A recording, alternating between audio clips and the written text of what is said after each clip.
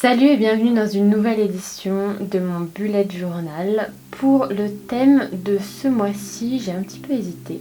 Et finalement, je suis retombée sur le thème artistique, sur le thème de la peinture, sur le thème de l'art.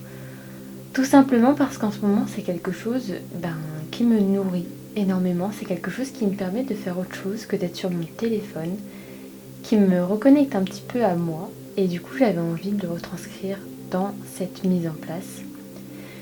Du coup, pour la page de couverture, j'ai décidé de faire une petite mise en place d'un mini atelier de peinture avec un chevalet, avec des plantes, avec des pinceaux dans des jarres. Quelque chose finalement d'assez bohème, d'assez en concordance avec ce que j'aime en général. Du coup là, je commence par outliner avec une pointe 0.3. Et ensuite, je passerai à une pointe 0.05 pour les éléments les plus petits. Pour le chevalet, pour le modèle, j'ai pris tout simplement le chevalet que j'ai chez moi mixé avec un dessin de chevalet que j'ai trouvé sur Pinterest, que je vous mettrai dans la barre d'infos. Pour la Monstera, je voulais juste revenir sur la technique pour les feuilles, parce qu'il y a une technique juste infaillible. C'est avant de dessiner des formes de cœur, puisque la feuille des Monstera, c'est une forme de cœur, en fin de compte, hein, si on regarde de loin.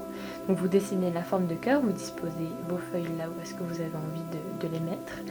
Et ensuite, vous dessinez tout simplement les découpes qu'il y a dans les feuilles, si caractéristiques des Monstera. C'est une plante que j'ai voulu dessiner puisque j'ai réussi à en garder une en vie à la maison, donc je suis assez fière de moi, même si c'était pas gagné de base. La Monstera, c'est pas si facile que ça à garder en vie. Une petite plante en suspension, alors ça pour les coups j'en ai pas chez moi, pas encore, parce que j'ai pas encore osé faire un trou dans le plafond, j'avoue. Donc si vous en avez une, vous avez bien de la chance, mais pour l'instant j'avoue que la location c'est toujours difficile quand il s'agit de faire des trous. Donc là je suis passée à la pointe 0.05 pour les éléments les plus petits, parce que sinon c'est sûr que c'est beaucoup trop épais. Et ça fait juste des lignes qui s'entrecroisent et c'est pas terrible. Donc je fais une petite jarre avec des pinceaux, une petite jarre avec de l'eau pour mouiller les pinceaux, bien évidemment. Et puis la palette. Donc la palette, j'ai mis pas mal de temps à trouver une palette qui puisse vraiment avoir la bonne perspective, avoir la bonne forme pour qu'on ait l'impression vraiment de regarder la scène depuis le devant. Donc reproduisez, si vous refaites cette couverture évidemment, reproduisez la disposition de cette palette là, puisque sinon c'est assez difficile je trouve d'avoir quelque chose qui fasse du sens. Donc là je mets quelques petits détails à la pointe 0.05, hein, toujours il s'agit de faire des petits traits, des petits traits et des petits traits. Donc pas énormément dans cette mise en place, j'avoue que là j'ai eu un peu de mal à trouver comment faire plus de détails, puisque les détails vont vraiment arriver plutôt avec la couleur, en tout cas je trouve.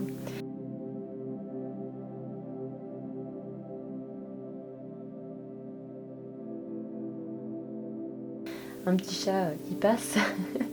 Et ensuite je passe à la mise en couleur, donc là vraiment sans mise en couleur, totalement en noir et blanc. Je trouve que cette mise en place elle n'a pas tellement de sens. Après c'est mon opinion, mais c'est vrai que là j'ai trouvé que juste en noir et blanc ça faisait pas vraiment beaucoup de sens. Donc pour tout au long de la mise en place, je vais garder la même palette de couleurs, les mêmes couleurs que je vais réutiliser de manière différente, mais j'ai essayé de faire en sorte que ça reste cohérent, parce que je trouve que ça apporte quelque chose de beaucoup plus harmonieux si je reste avec un petit peu les mêmes couleurs. Vous allez comprendre beaucoup plus tout au long de la mise en place, mais j'ai vraiment essayé de réutiliser les mêmes teintes de vert, les mêmes teintes un petit peu terreuses, organiques, voilà, des bruns, des beiges, des verts. Je suis vraiment restée dans cette gamme de couleurs pour pouvoir avoir un ensemble un petit peu plus cohérent. Donc là pour ma Monstera, je commence par une teinte un peu plus claire, mais je vais repasser juste après avec une teinte plus foncée. C'est juste que sinon, si je faisais tout en foncé comme c'est dans la réalité, la Monstera c'est une plante qui est très foncée. En tout cas la mienne, je trouvais que c'était... Enfin, ça allait être beaucoup trop plat en fait, ça ne rendrait pas très bien sur le papier, donc en vrai évidemment c'est très beau ce vert très foncé, mais sur le papier ça aurait été très plat, donc j'ai préféré faire un mix.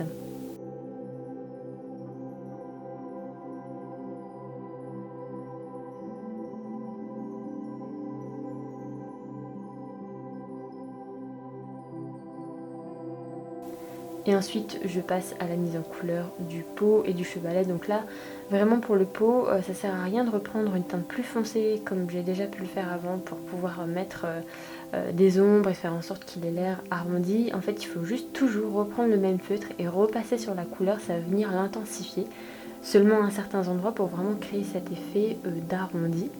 Ensuite je prends une teinte de brun un peu plus claire pour faire mon chevalet. Donc j'ai vraiment pris pour le coup la teinte de mon chevalet, puisque oui, maintenant j'ai un chevalet. Dans mon dernier art vlog je n'avais pas de chevalet, mais aujourd'hui j'en ai un. Voilà, on progresse, on fait les choses bien. D'ailleurs j'ai prévu de faire un art vlog très bientôt, donc je vous montrerai tout ça. Et en fait ensuite la toile va me servir pour inscrire mon mois, et du coup j'ai fait une espèce de petite mise en couleur type petite peinture abstraite qu'on voit un petit peu partout, très très à la mode, et je suis venue inscrire mon mois de juin. Et comme je trouvais que ça faisait un peu drôle d'avoir de pas avoir de sol au début, j'allais pas mettre de sol, et puis je trouvais que ça faisait bizarre, du coup j'ai tracé une ligne horizontale et je suis venue colorier avec un Tombow. Je vous mettrai la référence en barre d'infos parce que là j'ai oublié le numéro. Mais c'est vraiment un Tombow génial, d'une magnifique couleur très très neutre qui est très très bien pour colorier, mais sans que ce soit trop intense, trop chargé.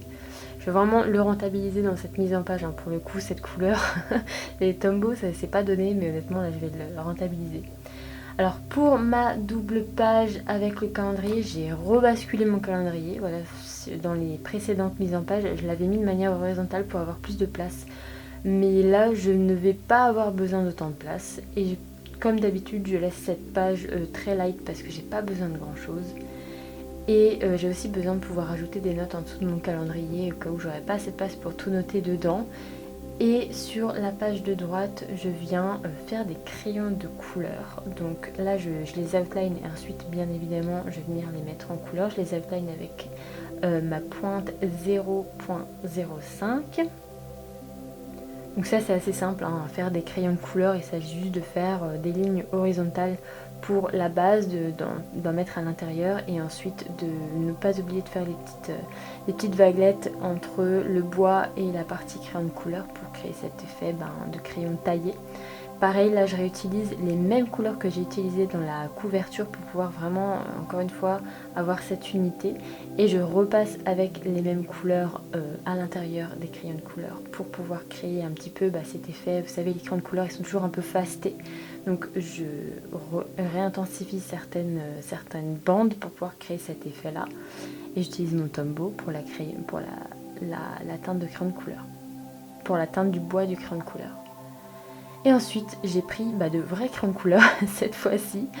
Et je suis venue faire des traces de crayon de couleur. Donc là, j'avoue, j'ai un peu fait ma feignasse. J'aurais pu vraiment poser du masking tape pour pouvoir délimiter mes rectangles de là où je vais écrire mes objectifs et mes favoris. Je ne l'ai pas fait, c'est peut-être un peu moins propre. Faites-le, c'est mieux. Mais si vous ne le faites pas, c'est pas très grave. Voilà, donc je viens colorier un petit peu comme ça pour faire en sorte qu'on ait l'impression que j'ai crayonné avec les crayons de couleur que j'ai dessinés.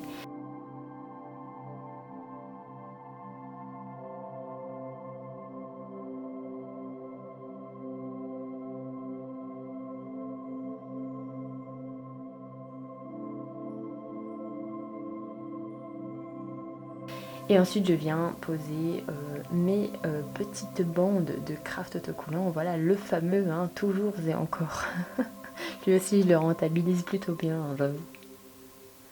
Et ensuite, pour la double page de gratitude / mood tracker que je fais d'habitude, j'ai un petit peu changé la mise en place ce mois-ci parce que ça fait 1 ou 2 mois maintenant que je n'utilise plus cette page de manière aussi optimale, de manière aussi enthousiaste. Je me suis un petit peu lassée et j'avoue que ces derniers temps ça faisait plus trop de sens en fait pour moi d'aller colorier mon mood tracker tous les jours, d'aller inscrire tous les jours de la gratitude. Ça fait à peu près 2 mois que maintenant j'aime bien ouvrir cette page pour aller écrire des choses qui me passent par la tête, des pensées, des réflexions, toujours assez orientées positivité, assez orientées gratitude, mais pas seulement. J'avais envie de quelque chose de plus intuitif, de quelque chose d'un petit peu moins d'un petit peu moins carré, d'un petit peu moins autoritaire et d'avoir une double page qui me laisse un petit peu plus laisser libre cours à ce que j'avais envie d'exprimer, tout simplement. C'est ça aussi que j'aime avec le bullet journal, c'est que on a vraiment le loisir on a vraiment la place de s'exprimer, on a vraiment la place d'adapter notre carnet vis-à-vis de ce qu'on a besoin sur le moment, quoi.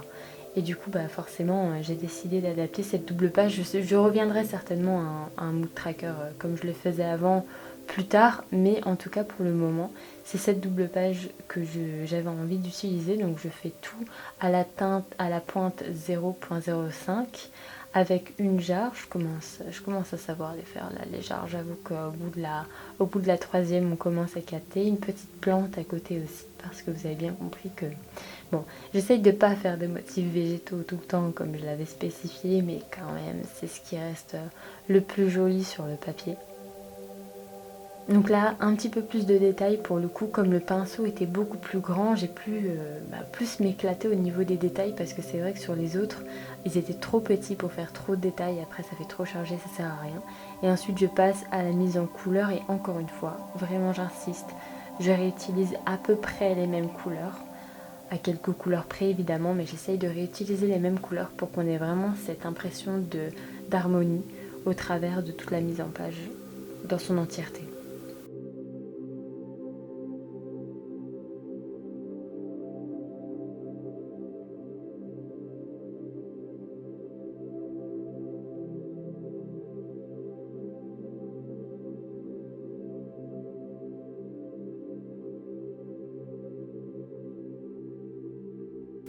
Et sur cette page, du coup, je vais venir inscrire un petit peu comment je me sens, ce qui me passe par la tête, mes problématiques, et je vais pas forcément... Je trouve ça un petit peu moins robotique, en fait, que le mood tracker qu'il faut remplir absolument tous les jours, parce que sinon, voilà, il y aura une case qui manque, et voilà. Donc là, je viens inscrire penser dans 3 couleurs différentes, et puis je repasse avec une pointe 1. Et pour l'instant c'est comme ça que je l'appelle, mais honnêtement peut-être que je trouverai un autre nom plus original plus tard. Voilà, c'est tout pour ma mise en page de ce mois-ci. J'espère que ça vous aura plu, j'espère que vous aurez aimé ce petit changement. Et sur ce, je vous dis à la prochaine dans une prochaine vidéo. Ciao!